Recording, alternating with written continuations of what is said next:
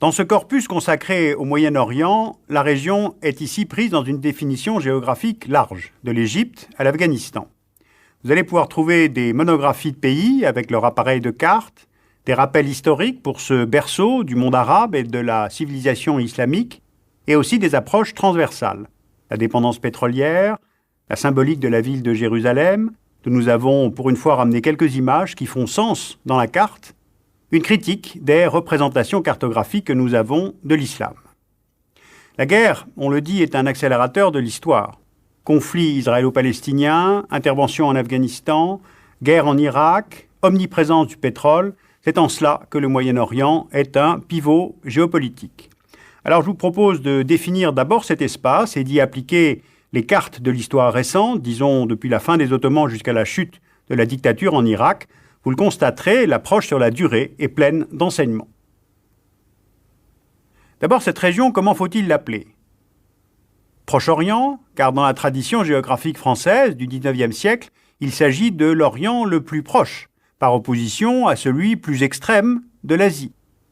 Mais avec le déplacement des problématiques vers le Golfe Persique, les Anglais, par opposition au Far East, parlent du Middle East, le Moyen-Orient.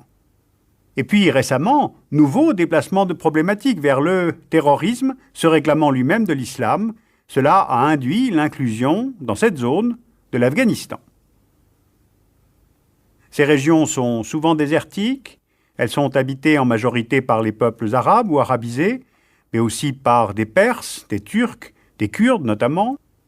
Ces peuples sont en grande majorité musulmans, principalement sunnites et chiites, et la région enferme à elle seule 66% des réserves mondiales de pétrole.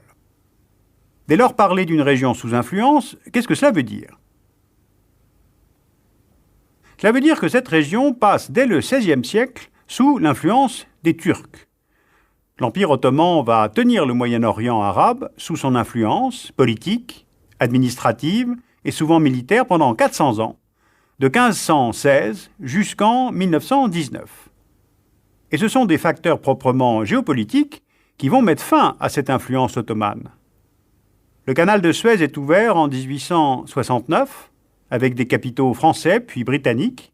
Il y a donc volonté de contrôle de cet axe essentiel par les puissances occidentales. Ensuite, il y a l'extension des intérêts coloniaux britanniques vers les Indes, le besoin d'accès au détroit des Dardanelles, la constante poussée russe vers les mers, Méditerranée et Adriatique, et enfin, l'erreur de la Sublime Porte de s'allier à l'Allemagne lors du premier conflit mondial. Alors, en échange de leur soutien dans la lutte contre les Ottomans, les diplomaties françaises et britanniques promettent à la dynastie des Hachémites un État arabe unifié dès la fin de la guerre. L'Empire ottoman est démantelé en 1919, donc le grand royaume arabe vaguement promis va-t-il exercer à son tour une influence sur le Moyen-Orient? Eh bien, pas du tout. Car en 1916, en fait, les diplomates français et britanniques, Sykes et Picot, ont signé des accords secrets décidant de se partager le Moyen-Orient en fonction de leurs intérêts. Ce qui fait qu'à partir des années 20, le Moyen-Orient passe sous la tutelle de la France, qui est gardienne traditionnelle des lieux saints et qui va prendre le contrôle de la Syrie et du Liban, et du Royaume-Uni, qui prend le contrôle de la Transjordanie, la Palestine, l'Irak et le Koweït. Cette influence se voit confirmée par la Société des Nations, la SDN, qui confie à Londres et à Paris ce qu'on appelle les mandats, dont on voit ici les découpages. Alors je crois qu'on ne comprendrait pas la totalité des mobiles de ces grandes puissances de l'époque si l'on ne prenait pas en compte la découverte, dès le début du XXe siècle, d'énormes réserves de pétrole dans cette région. Et le pétrole forme, au fond, la troisième influence qui s'exerce sur cette région. Le développement de cette source d'énergie qui, en moins d'un siècle et à l'échelle mondiale, va se substituer au charbon, va créer évidemment une grande dépendance des États consommateurs et par conséquent un besoin de contrôle des sources. C'est d'ailleurs à ce stade du raisonnement qu'il convient d'introduire un nouvel acteur, ce sont les États-Unis d'Amérique. Les compagnies pétrolières américaines ont pris des participations dès les années 30 dans la Iraq Petroleum Company ou la Standard Oil Company of California, qui obtient 50% des droits d'exploration de l'Arabie saoudite. Et après 1945, l'influence américaine va s'accroître en mêlant intérêts pétroliers et calculs stratégiques, ce qui est d'ailleurs à peu près la même chose. Et ce, en s'appuyant sur 3 alliés: l'Arabie saoudite, l'Iran et Israël. Arrêtons-nous un instant sur Israël. Israël est un État récent au Moyen-Orient, fondé en 1948, et compte tenu des conséquences de la création de cet État, est-ce qu'on peut parler d'une zone d'influence d'Israël? A priori, non. Mais d'abord, ce pays est appuyé inconditionnellement par les États-Unis, d'où sa supériorité militaire.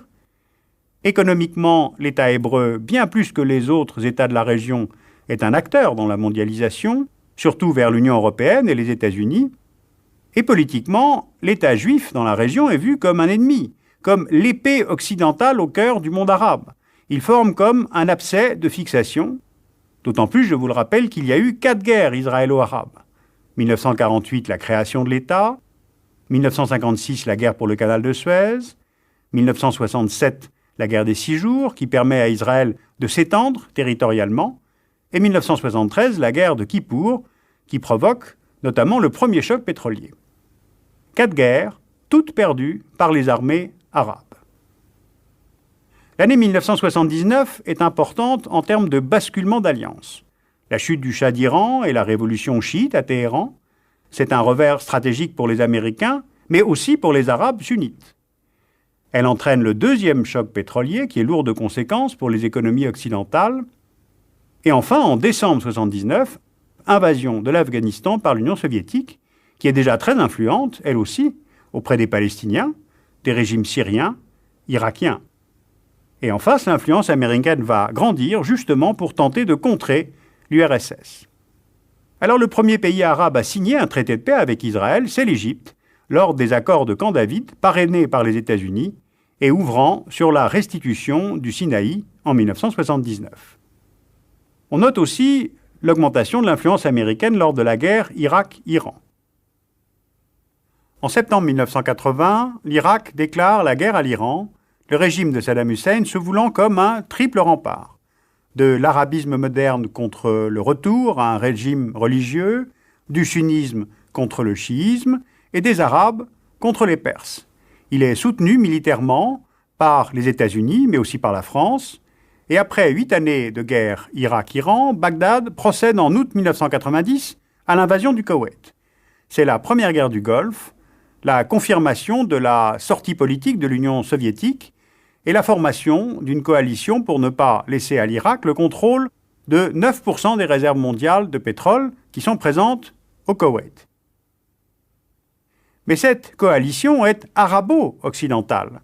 Et c'est là une nouvelle humiliation pour les populations arabes qui voient les intérêts d'État et la valeur du baril de pétrole prendre plus d'importance que le soutien à un autre État arabe. En fait, il n'y a pas de nation arabe, il n'y a que des intérêts, des États et des chefs qui cherchent à durer. Donc résumons.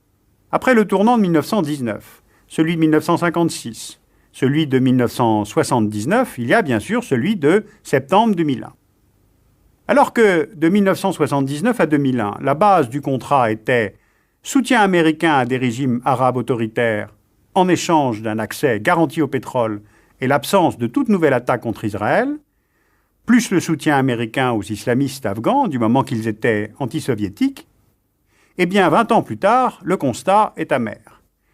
Depuis les accords de Camp David, 20 ans de soutien aveugle et financier des États-Unis au régime arabe ont laissé le temps à ces pays de se figer dans le plus total immobilisme, de créer des frustrations économiques, démocratiques, sociales, creusant le lit de l'islamisme et son courant radical et armé, le terrorisme.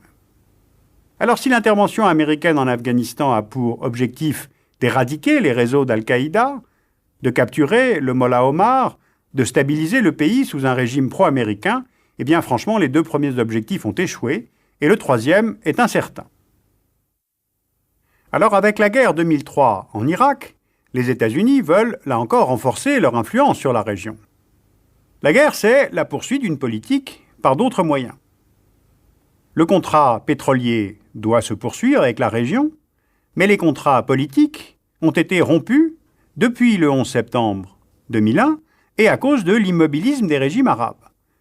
D'où cette idée américaine d'un plan Grand Moyen-Orient qui s'adresserait à 22 États d'une zone qui va du Maghreb à l'est du Moyen-Orient, États qui se voient proposer de se convertir à la démocratie et au libre marché. Car pour Washington, il ne peut y avoir de sécurité sans prospérité. Une mise au pas de ce qu'on appelle les États voyous ne peut seule assurer la sécurité nationale des États-Unis. Car dans la vision américaine, ce sont les moyens de maintenir un Moyen-Orient sous influence, et si possible de l'inscrire dans le vaste mouvement de la mondialisation. Ce plan américain de Grand Moyen-Orient, ce n'est pas très agréable pour les dirigeants du monde arabe, de même que les accords d'Helsinki ne furent pas très agréables aux dirigeants soviétiques. Un rapport de la Banque mondiale en 2003 sur la gouvernance dans le monde arabe indique que le Moyen-Orient, y compris Maghreb-Mashrek, représente environ 10% de la population mondiale, et ces 10% produisent 4% de la richesse mondiale. L'essentiel de cette richesse venant de l'Arabie saoudite, de la Turquie, de l'Égypte, de l'Iran et d'Israël. Pendant les 30 dernières années, le décrochage est très net par rapport à l'Asie, et les islamistes prospèrent sur la pauvreté et les frustrations politiques. Voilà pour le constat. Mais le revers de cette influence américaine sur cette région en général et en particulier sur l'Irak, c'est qu'ils fabriquent du terrorisme au lieu de l'éradiquer.